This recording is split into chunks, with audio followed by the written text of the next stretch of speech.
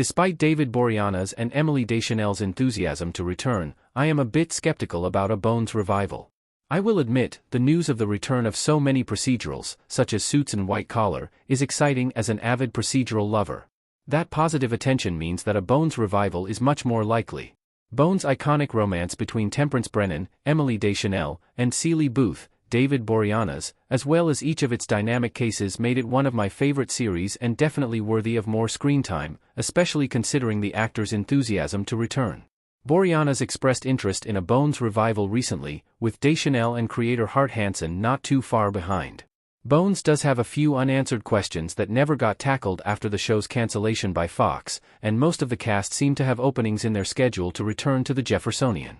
However, despite all of the pieces aligning, I am still a bit worried that a revival of Bones could ruin its amazing series finale years later.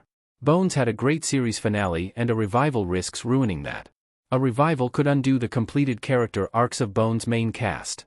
While a revival of Bones is possible, the storyline of said revival could risk ruining the great finale the series had.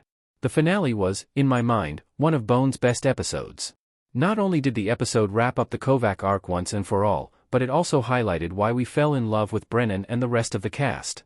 Their strong emotional connection helped them all heal in some form throughout the series, which is showcased in this episode and is a large part of what made the show so compelling.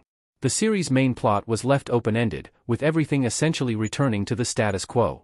Those arcs, though, were complete as each character readied themselves for new chapters in their lives. A revival could accidentally ruin that, as the new storyline could conflict with where the characters are now, destroying all of that progression. The story could also end up damaging those connections between characters due to new conflicts and beats, taking away from the show's core. That being said, there is one way that, to me, would allow Bones revival to happen whilst keeping the original ending intact. How a Bones revival could happen without hurting the original ending. Bones revival could focus on minor characters, like the Squinterns. Side-by-side images depict Bones interns Wendell Bray, Daisy Wick, and Clark Edison. The Bones revival could focus more on characters that did not get as much screen time initially, allowing the revival to happen without hurting the original ending.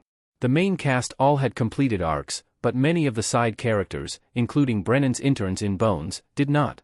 The revival could rotate through these characters, giving each of them the spotlight for a case that the original Jeffersonian group needs help with.